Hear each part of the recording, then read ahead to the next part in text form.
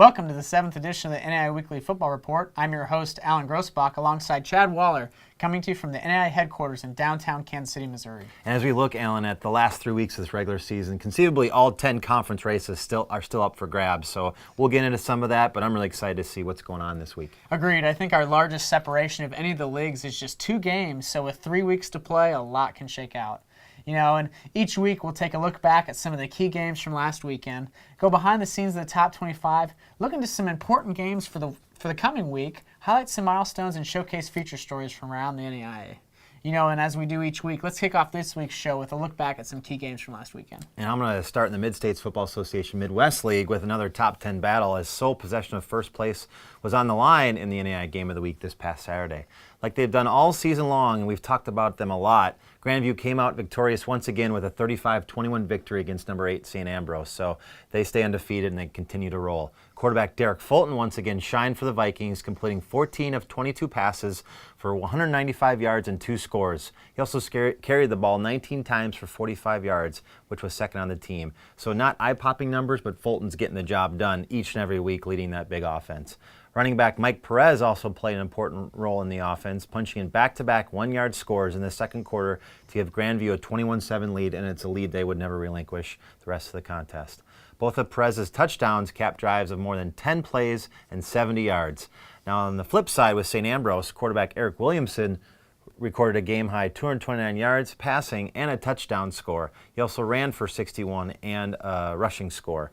But he did have one interception, and that was pivotal late in the game during the Bees' final drive, and that allowed Grandview the opportunity to run the clock. So timing is everything with what happened with St. Ambrose there. Like I mentioned earlier, Grandview, who's now 4-0 in the conference, holds a 1-game lead over second place St. Ambrose with only 2 games remaining in that conference schedule. Yeah, like you said, we've talked about Grandview a lot this season, and part of that is just because their schedule has been kind of a murderer's row this year. So for them to pick up that big win at home against St. Ambrose is a great way to cap off the toughest portion of their season. And, their last 2 games are against teams unranked currently. So if they can just finish out strong, they'll likely make the playoffs. Staying in the Mid-States Football Association, arguably one of the largest upsets of the season occurred last weekend when unranked Robert Morris knocked off number 4 St. Francis, Indiana, 28-24. The Cougars took a 24-14 lead into the fourth quarter. However, Robert Morris responded with 14 unanswered points, capped when Eagle quarterback Matt Westerkamp hit Tyler Warden on a 6-yard touchdown pass with 33 seconds left to play. One thing we've mentioned over the last few weeks with St. Francis is they've struggled with some injuries, and Saturday was no different for the Cougars as they finished the game with third-string quarterback Wesley Hunsucker leading the team with 207 yards passing and 3 touchdowns. Running back Jason Nicodemus ran for a team-high 82 yards on 19 carries, but was sidelined in the game due to an ankle injury. So again, they're struggling keeping some guys healthy. However, let's not take anything away from Robert Morris. They played a tremendous game. They forced 4 Cougar turnovers and were led by a very balanced offensive attack of Westerkamp and running back Lamont Wims. Westerkamp ended the game 21 for 29 with 177 yards and 3 touchdowns, while Wims carried the ball 31 times for 107 yards and a score. With the loss, St. Francis is now tied with Marion of Indiana in the Mid-States Football Association Mid-East League, and also St. Francis of Illinois is in the mix there too, so a lot can shake out with that division over the next coming weeks. And 2 things that came out of the game for me, Alan, and Robert Morris, ranked early in the year, big win on their schedule, feather in their cap in terms of that signature win. The flip side, like you said, St. Francis, so many injuries, and their third-string quarterback got knocked out. So we'll see what happens here in their last 3 games of the season. Freshman kicker Clarence Clark proved the hero on Saturday for number 9 Baker as they knocked off number 6 Missouri Valley 13-10. Clark nailed 2 50-plus yard field goals, a 52-yarder in overtime to seal the win, but possibly more impressive was his 59-yarder in the fourth quarter to tie the game and eventually send it into overtime. And for his efforts, he was named the Special Teams National Player of the Week. Baker scored the only points in the first quarter on a Dylan Baxter 2-yard run as the Wildcats took a 7-0 lead into the break. Missouri Valley finally got on the board late in the third quarter on a 35-yard field goal and had a touchdown on the corresponding drive when a blocked punt gave the offense a short field.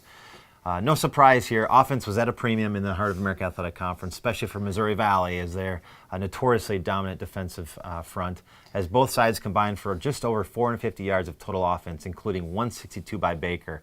Over 3 Viking turnovers was the difference, and that made up for the lack of offense by Baker. Baker and Missouri Valley, along with Peru State, are currently tied for second place in the Heart of America Athletic Conference standings, trailing Benedictine, who improved to 6-0 in conference play with a win this past weekend against Culver Stockton. Yeah, a big win for Baker to kind of solidify themselves in second place, but also a big win for Benedictine as it now gives them a 1-game lead over those 3 teams you mentioned tied for second place.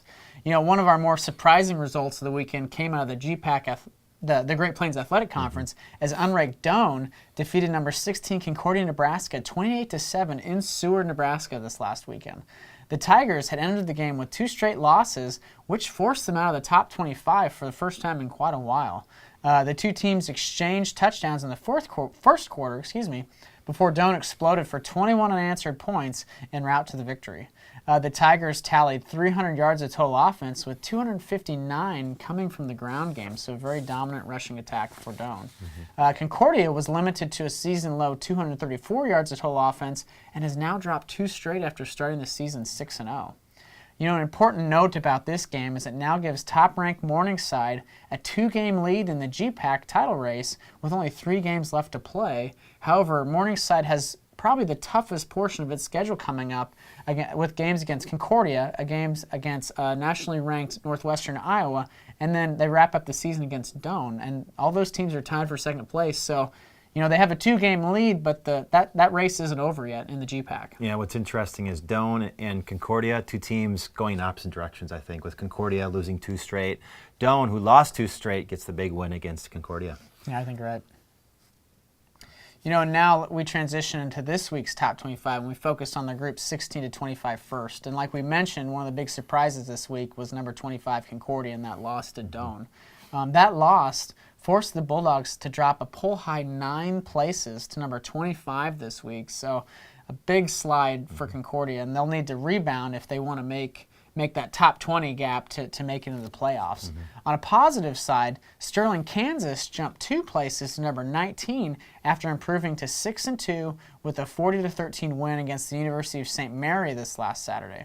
You know, an important note about this game is that the movement puts the Warriors within the top 20, so now they're eligible for the KCAC's automatic berth in the football championship series. And what's interesting beyond that, too, and you know better than I do, the 3 other teams in the KCAC, they're ranked ahead of Sterling in the top 25 poll, even though Sterling leads the conference. You're exactly right. And Sterling picked up some big wins against those teams earlier in the season that I believe gives them the tiebreaker in that league. So much to see about the KCAC. And I'm going to move now to the teams ranked 6 through 15 in this week's poll. And for the second straight week, lots of moving and shaking as all but 2 teams moved within this group. On the positive side, Baker jumped 3 places to number 6, the program's highest ranking dating back to 1999. Also, Tabor from the KCAC moved up 4 spots to number 7, cracking the top 10 for the 3rd time this season. On the negative side, St. Francis and Missouri Valley both fell 6 places to number 10 and 12, respectively, following their previously mentioned losses last weekend. Also, St. Ambrose dropped 5 spots to number 13. So a lot of moving and shaking, a lot of action going on in the poll and in conference races. Yeah, I think one thing that people don't realize is the upper end of that group. Those are the teams that'll get a host a playoff game. In the lower end, a lot of those teams are the ones that have to travel on the road. So that jockeying in that 6 to 8 range is very important for teams within that group you just mentioned. And you know, now transitioning into the top 5, Morningside continued its reign at number 1 for the 8th straight week. They've been ranked number 1 in every poll this season, as the Mustangs improved to 7-0 following a 67-0 thrashing of crosstown rival Briarcliff this past weekend. In that game, Morningside set a program record with 712 yards of total offense, including 467 in the first half. And I want to see Morningside challenge. No disrespect to the teams they play, but I want to see Morningside challenge because the scores have got to be out of control even at halftime for some of these games. And be interested to see these last 3 games that Morningside has some tough competition. You're right, and there's been a lot of people questioning on our Facebook polls and some other things like that, how good really is Morningside? They haven't played a top 25 team yet this year, but they've got some key games coming up. And, some of the coaches around the league that I've heard from Austin Bennett, our sport manager who joined us a couple weeks ago, that they think Morningside is actually better this year than the team that finished national runner-up last year. So a lot of interesting things to come for them over the next few weeks. And kind of like what I said, like I mentioned, they're entering the toughest part of their schedules. They've got back-to-back road games against ranked teams. They go to number 25 Concordia on Saturday, and then they go to number 21 Northwestern Iowa on November 9th before wrapping up the season against a Doane team that picked up a big game this last weekend. 2 of our other unbeaten teams of the 4 we have remaining are Cumberland's Kentucky and Grandview out of Iowa, and they round up the top 3 for the 4th straight week. While our final unbeaten team, Benedictine, Kansas, jumped 1 place to number 4. Moving 2 places to number 5 this week is Carroll, Montana out of the Frontier Conference. The Fighting Saints are currently tied atop the league with number 20 Southern Oregon at 6-1, and a big game coming up for the Frontier Conference as those two teams play Saturday in Helena. So, Carroll, they're always tough at home, but Southern Oregon is probably the hottest team right now with, I believe, 5 straight wins. So a lot on the line in that game. And Carroll, we mentioned them in some of our previous broadcasts. I believe they dropped to the top 10 for the first time in a long time, and now they're on the way up. So 2 hot teams, like you mentioned, with Southern Oregon meeting up. And I'll talk about them and 3 other games this weekend that feature top 25 teams. So let me start first with Morningside at 25, Concordia out of Nebraska in a GPAC showdown. And really, if anyone's going to challenge Morningside, it's going to start this weekend because Concordia's got to beat Morningside. If Morningside wins, that will put Morningside, I believe, 3 games up in the conference standings with only 2 games left. So conceivably, they could get it all. Potentially 3 games. It'll depend on how some of those other teams that are currently tied for second shake out, but it could give them, a 3-game lead. And then, like you mentioned, in the Frontier Conference, a showdown for number 1, top place in the Frontier Conference is number 20 Southern Oregon travels to number 5 Carroll.